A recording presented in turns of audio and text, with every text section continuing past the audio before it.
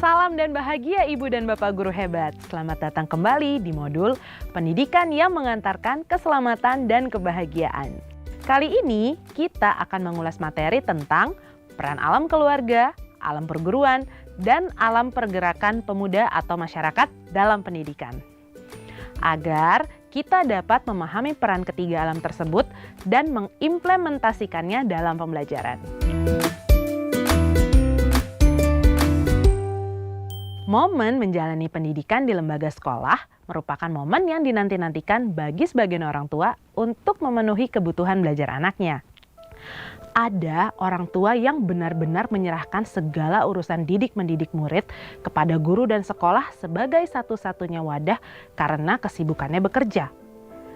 Tetapi ada juga orang tua yang ikut proaktif mendampingi tumbuh kembang anaknya dengan berkolaborasi dengan guru dan sekolahnya agar apa yang diberikan guru di sekolah selaras dengan apa yang dilatihkan di rumah. Tidak jarang orang tua menganggap guru sebagai faktor utama keberhasilan belajar murid. Sehingga guru dianggap berhak melakukan apapun kepada murid asalkan murid berhasil dididik dalam belajarnya. Seakan-akan beban berat hanya ada di punggung guru dalam mendidik murid. Padahal orang tua atau keluargalah yang menjadi contoh teladan dan berkewajiban mendidik anak-anaknya. Selain itu, bagian yang juga berdampak pada perkembangan murid adalah lingkungan sekitar atau masyarakat. Karena di sanalah murid berperan dan berinteraksi langsung menjadi bagian dari masyarakat. Maka, apa yang dapat kita lakukan sebagai pendidik agar lingkungan pembelajaran murid memberikan dampak dan berkontribusi terhadap tumbuh kembang murid?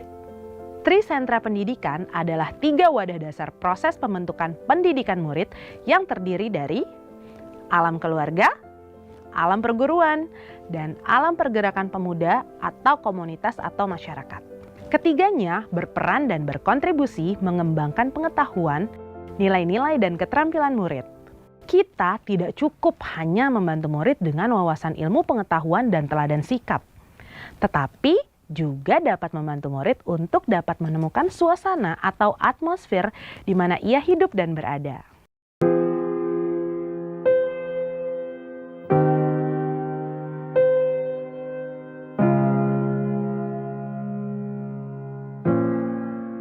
Guru bersama orang tua membantu murid untuk menemukan dan memiliki budi pekerti luhur yang siap digunakan dalam mengembangkan rasa sosial murid di lingkungan di mana ia berada.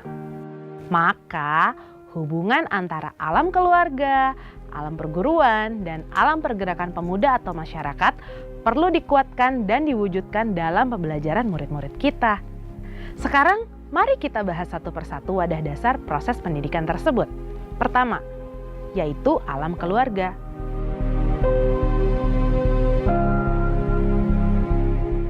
Pada alam keluarga lah anak mendapatkan dasar pendidikan budi pekerti dan pendidikan sosial. Karena secara naluri, baik disadari atau tidak, manusia memiliki kecakapan dan keinginan untuk mendidik anak-anaknya secara rohani dan jasmani. Sebagai contoh, kasih sayang, cinta, dan perasaan-perasaan lain dapat tumbuh dalam hidup keluarga anak yang berperan penting menumbuhkan pendidikan budi pekerti yang kuat. Pendidikan sosial juga dapat muncul dan tercermin dari interaksi antar anggota keluarga seperti tolong-menolong antar mereka, membantu dan menjaga anggota keluarga yang sedang sakit, bersama-sama menjaga kebersihan dan ketertiban dalam keluarga, dan lainnya menjadi modal pendidikan sosial yang berasal dari alam keluarga. Keluarga di sini bukan berarti keluarga inti, ayah, ibu, kakak, dan adik saja, melainkan lebih luas dari itu, yaitu orang-orang dewasa yang merawat, memelihara, melindungi, dan peduli terhadap tumbuh kembang anak. Kedua adalah alam perguruan.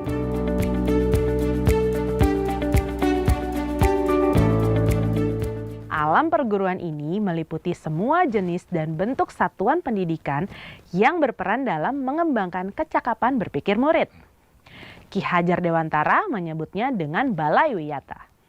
Disinilah kecakapan murid dapat terus diasah melalui pendidikan intelektual. Akan tetapi, Ki Hajar juga mengingatkan kita bahwa Semakin cakap kemampuan berpikir dan luasnya pengetahuan, semakin kuat pula ego dan budi keduniawian atau materialisme. Akibatnya dapat menghasilkan jiwa antisosial murid. Oleh karena itu, alam perguruan sebisa mungkin dapat selaras dan berkesinambungan dengan hidup alam keluarga dan tidak boleh terpisah. Agar murid mendapatkan kecerdasan kecakapan berpikir dan juga kecakapan sosial emosional.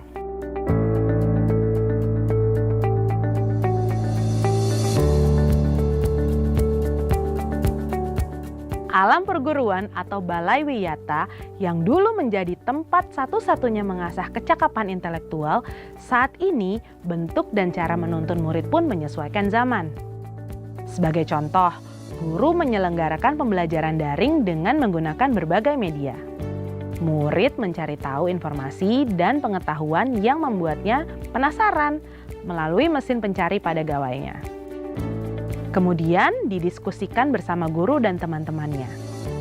Maka, guru perlu memahami konteks kebutuhan dan cara belajar murid pada masa sekarang juga sekaligus menjadi mitra kolaborasi dengan keluarga. Dan yang ketiga, yaitu alam pergerakan pemuda atau masyarakat.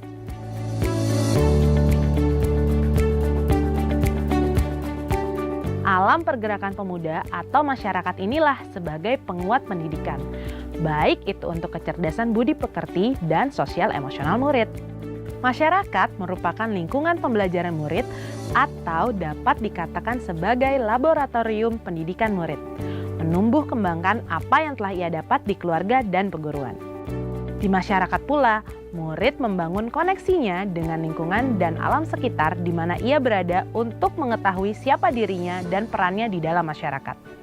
Sama dengan apa yang terjadi pada alam perguruan, majunya teknologi, terhubungnya setiap warga negara dengan warga negara lain melalui jaringan internet, membuat kita berpikir kembali tentang definisi alam masyarakat yang semakin meluas.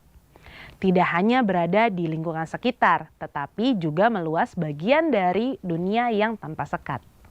Hadirnya teknologi juga membuat terbentuknya wadah-wadah baru dalam proses pendidikan murid, proses belajar murid.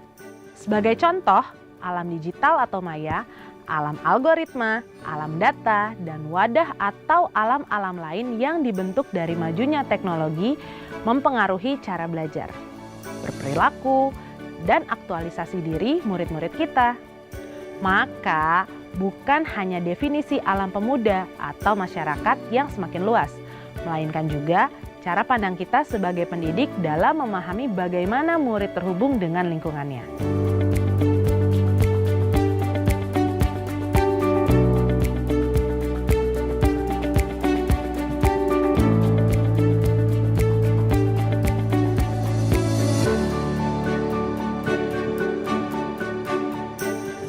Sebagai contoh, keluarga menanamkan nilai kemandirian pada anak sejak dini, artinya sedapat mungkin anak diberi kepercayaan untuk dapat mengeksplorasi dan mengerjakan banyak hal secara mandiri.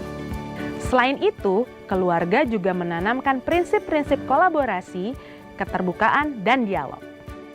Orang tua atau keluarga dapat membantu anak untuk mencari sumber-sumber pembelajaran yang sesuai dengan tingkat perkembangan anak.